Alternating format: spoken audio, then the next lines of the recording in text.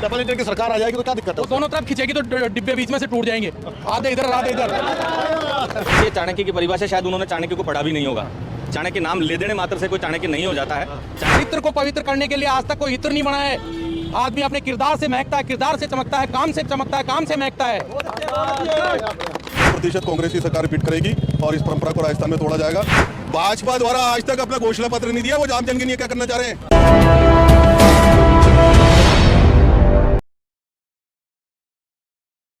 राजस्थान चुनाव में कांग्रेस ने अपना घोषणा पत्र जारी कर दिया है और घोषणा पत्र में एक से बढ़कर एक योजनाएं दी हैं। अब देखते हैं कि जो वादे घोषणा पत्र में किए जा रहे हैं उन्हें लेकर जनता कितना एतबार कर रही है। हम इस वक्त मौजूद हैं जयपुर की आदर्श नगर विधानसभा सीट पर। यहाँ पर ये सीट कांग्रेस के रफीक खान यहाँ से विधायक हैं। इस बार फिर से वो मैदान में हैं। जानेंगे लोगों से कि उनके द्वारा कराए गए विकास कार्यों से वो कितने संतुष्ट हैं और जो कांग्रेस का घोषणा पत्र है उसे लेकर ये लोग क्या सोचते हैं। कैसा लगता है?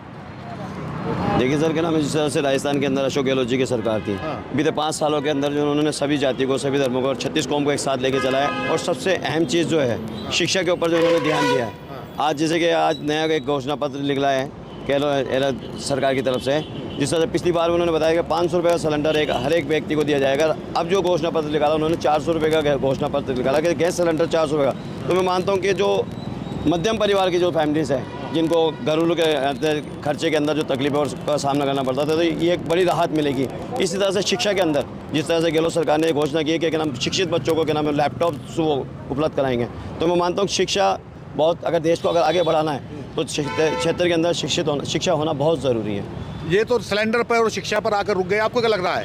क्या देखिए, जो घोषणा पत्र में सबसे महत्वपूर्ण घोषणा है उसमें जो युवाओं के रोजगार के लिए सरकारी और गैर सरकारी दोनों क्षेत्रों में जो रोजगार के लिए जो घोषणा की गई है वो अभूतपूर्व है। मैं यहाँ पे थोड़ा सा ऐड करना चाहूँगा माननीय विधायक महोदय रफीक खान जी के कार्यों के बारे में। पिछले कई टर्म से जैसे बीजेपी के विधायक रहे, सरकारें रही, परंतु यहाँ के इंफ्रास्ट्रक्चर पे और शिक्षा के क्षेत्र में और स्वास्थ्य के क्षेत्र में जो कि आदमी की बहुत मूलभूत आवश्यकता है उसके ऊपर इस क्षेत्र के विधायक रफीक खान जी ने विशेष तौर पे फोकस किया, बहुत ध्यान दिया और बहुत अधिक काम कराया। उसके लिए देखिए, जैसा कि हम सबको पता है कि विधायक महोदय विधायक का जो होता है बजट अलॉटेड होता है वो सीमित होता है, परंतु उसके अलावा भी जो संसद कोटे से अन्य कोटे से भी राशियां ला करके विधायक महोदय ने रफीक खान जी ने विशेष तौर पे शिक्षा के क्षेत्र में, स्वास्थ्य के क्षेत्र में और इंफ्रास्ट्रक्चर के उसमें बहुत अधिक काम कराया है। मतलब विधायक के कार्यों से आप संतुष्ट हैं? विधायक के कार्यों से संतुष्ट नहीं, बहुत अधिक संतुष्ट हैं और एक आदर्श विधायक के रूप में उन्होंने अपने आप को यहाँ पे प्रमाणित किया है, स्थापित किया है। अच्छा जी। लेकिन बीजेपी के जो प्रत्याशी हैं वो भी काफ़ी मजबूत नजर आ रहे हैं, कैसे देखते हैं? नहीं, देखिए, बीजेपी के प्रत्याशी के लिए मैं ये कहना चाहूँगा कि उनको अनुभव नहीं है इतना, और दूसरा रफीक खान, उनकी पार्टी के जो नेता है वो चाणक्य कहे जाते हैं, आप कह रहे हो अनुभव नहीं है? देखिए, चाणक्य की परिभाषा शायद उन्होंने चाणक्य को पढ़ा भी नहीं होगा। चाणक्य नाम ले देने मात्र से कोई चाणक्य नहीं हो जाता है। चाणक्य की क्या कार्यशैली थी या क्या था, वो शायद उनके किसी भी कार्य में इस प्रकार का कोई कार्य परिलक्षित नहीं हुआ है। चाणक्य कह देने मात्र से कुछ नहीं होता है। और हमारे विधायक जो यहाँ के जो विधायक हैं, आदर्श नगर के जो विधायक हैं रफीक खान जी, उनका काम स्वयं बोलता है, स्वयं बोलता है उनका काम। अच्छा, जैसे पिछले कुछ दिनों में चीज़ों को कम्युनलाइज करने की कोशिश की गई है, मोदी की बयानबाजी, योगी की बयानबाजी, असम के मुख्यमंत्री की बयानबाजी, वो इस चुनाव पे कितना प्रभाव डालती है? देखिए, वो इस चुनाव पे उनके द्वारा जिस प्रकार से बरगलाने की या मुद्दों से ध्यान हटाने की कोशिश की जा रही है वो कतई जनता के ऊपर कोई प्रभाव नहीं डालेगी। क्यों? क्योंकि अब जनता क्या है, काफ़ी शिक्षित हो चुकी है, हर आदमी शिक्षित है। आप शिक्षित की बात करें तो कहे जा रहे हैं मोदी के नारे लगाते हुए। नहीं, देखिए, ये नारे लगा रहे हैं, ये कुछ चंद लोग हैं ऐसे, ये भी समझ रहे हैं। अब ये नारे लगा देने मात्र से कुछ नहीं होता है। ये नारे लगा रहे हैं, ये क्यों लगा रहे हैं, इसके पीछे कोई ना कोई कारण उनका होगा कि शायद हो सकता है ये उस प्रभाव में हो, लेकिन ये बहुत चंद लोग हैं। देखिए, अपन 100% लोगों को नहीं कह सकते, लेकिन ये भी समझ रहे हैं। तो हो सकता है कि शायद ऐसे लोग क्या समझ रहे हैं? ये शायद, जहाँ तक मैं समझता हूँ कि कोई सांप्रदायिक उससे या उस प्रभाव में आकर के ये इस प्रकार की वो कर रहे हैं, और ये अन्य भी के लोग हैं। अच्छा, कांग्रेस कह रही है कि हमने जो है बीजेपी को, प्रधानमंत्री मोदी को मुद्दों की राजनीति करने के लिए मजबूर कर दिया। सहमत है इस बात से? नहीं, मैं इस बात से सहमत नहीं हूँ। सहमत नहीं है? नहीं, मैं इस बात से सहमत नहीं हूँ। मोदी जी को कोई वो नहीं है। मोदी जी का जो है ये स्थानीय चुनाव है, प्रादेशिक चुनाव है। यहाँ पर मोदी जी के नाम पे चुनाव लड़ना मैं उचित नहीं समझता। लेकिन लड़ा तो उन्हीं के नाम पर जा रहा ना। ये लड़ा इसलिए जा रहा है कि उनके पास इतने वर्षों उनकी सरकार रही, उनके पास अपने काम गिनाने के लिए कुछ भी नहीं है। उन्होंने कोई अपना विजन स्पष्ट नहीं किया है। देखिए, ये स्थानीय मुद्दों पे चुनाव लड़ा जाना चाहिए। प्रदेश की समस्याएं क्या हैं, यहाँ के नेता उस चीज़ से ही वाकिफ़ नहीं है। मैं आज कह रहा हूँ, आप डिबेट करवा लीजिए। यहाँ के जो प्रत्याशी हैं भारतीय जनता पार्टी के, वो हमारे विधायक महोदय से आज की तारीख में डिबेट कर लें। उनको यहाँ के मुद्दों का, यहाँ की समस्याओं का, यहाँ के क्षेत्र के विकास का किसी चीज़ का कोई ज्ञान नहीं है। मैं 100% कह सकता हूँ। आप इतने दावे से कैसे कह सकते हैं इस बात? मैं इस दावे से इसलिए कह सकता हूँ कि मैं स्थानीय वासी हूँ और पिछले 5 वर्षों से मैंने विधायक महोदय के कार्य को देखा है और मैं उससे बहुत संतुष्ट हूँ। मैं ही नहीं, आम आदमी संतुष्ट है। गहलोत सरकार से बड़ी भ्रष्टाचार के आरोप लगा रहे हैं बीजेपी वाले। कोई आरोप प्रमाणित नहीं हुआ है, ये कहना गलत है। भ्रष्टाचार के आरोप लगा देने से कोई वो नहीं होता है। देखिए, आरोप आज किसी पे कोई भी व्यक्ति लगा सकता है, लेकिन आरोप लगा देने से कुछ नहीं होता है। कोई आरोप प्रमाणित हो तो आप बताएं उस बात को। मतलब आप तो हर तरीके से बचाव कर रहे हैं एक तरह से। मैं बचाव नहीं कर रहा, जो वास्तविक स्थिति है वो बयान कर रहा हूँ। क्या वास्तविक स्थिति है?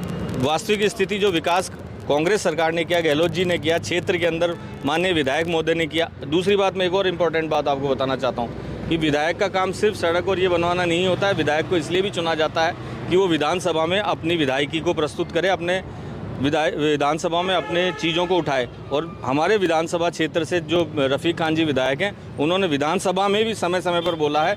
और जबकि विपक्ष के बहुत से ऐसे विधायक हैं जिन्होंने पूरे 5 साल के दौरान एक बार भी विधानसभा के अंदर बोला नहीं है। चलिए इनसे पूछ लेते हैं, कितने संतुष्ट हैं विधायक के कार्यों से और कांग्रेस पार्टी की जो सरकार रही है सूबे में पिछले 5 साल से, कितने संतुष्ट हैं उनसे? काफ़ी संतुष्ट हैं। जो काम पिछले 10-15 सालों से नहीं हुआ, वो काम 5 सालों में हो चुका है।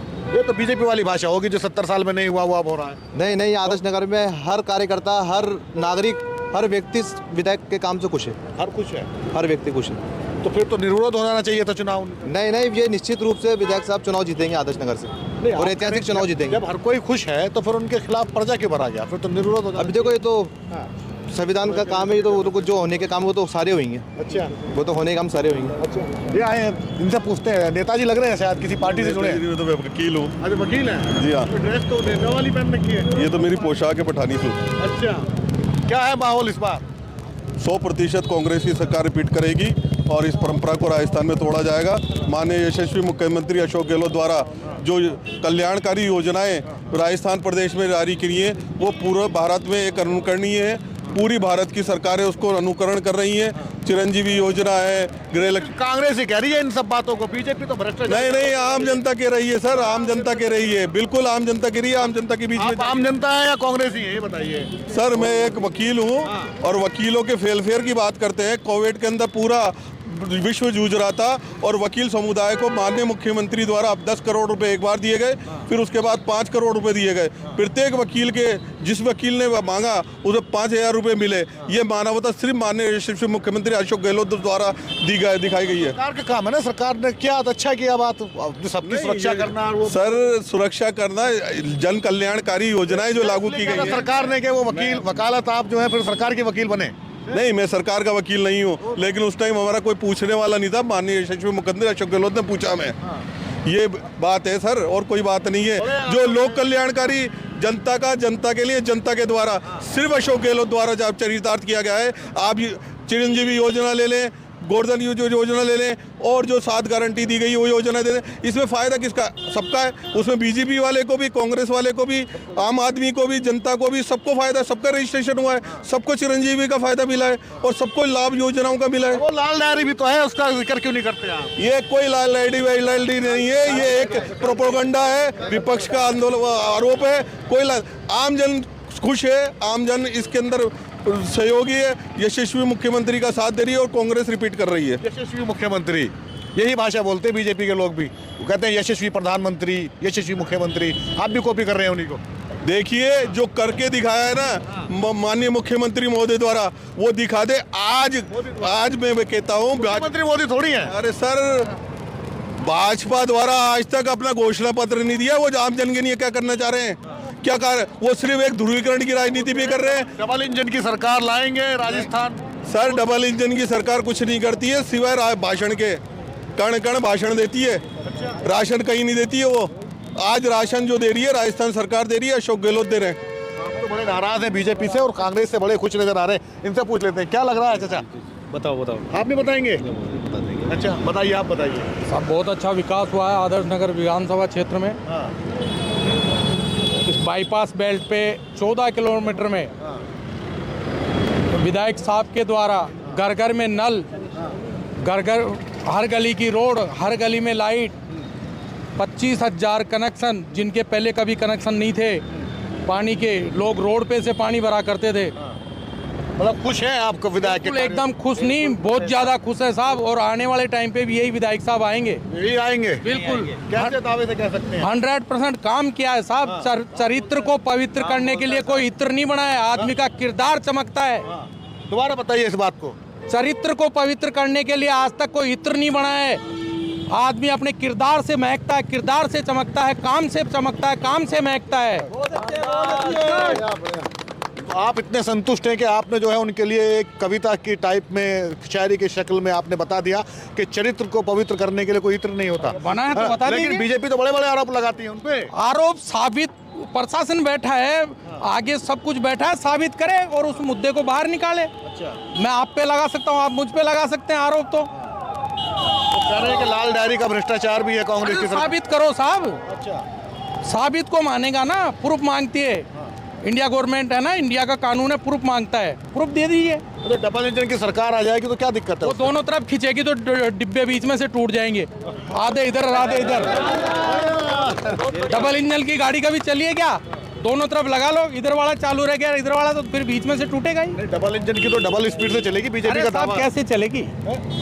गलत बात है। गलत जो बात। काम करेगा वो चलेगा आगे। काम बोलता है साहब। काम बोलता है। मैंने एक ही बात कही है 100 टके की, कि चरित्र को पवित्र करने का आज तक कोई इत्र नहीं बना है संसार में। आदमी अपने किरदार से चमकता है, अपनी मेहनत से चमकता है, अपने कार्य से चमकता है। वो चाहे आप हो, चाहे मैं हूँ, चाहे विधायक साहब हो। विधायक साहब का किरदार है ऐसा? बिल्कुल है, बिल्कुल है। बिल्कुल मैं आपको प्रेजेंट में दिखा सकता हूँ। 14 किलोमीटर में जवान नगर कच्ची बस्ती में घर घर में पानी की व्यवस्था की है, लाइट की व्यवस्था की है, सड़कों की व्यवस्था की है, सीवरेज की। लेकिन सबसे बड़ी मेन चीज़ ये है कि पानी, जो लोग रोड से 1-1 किलोमीटर दूर से पानी लेके आते थे, वहाँ पानी पहुँचाया है। आज प्रत्येक नागरिक के घर में नल है।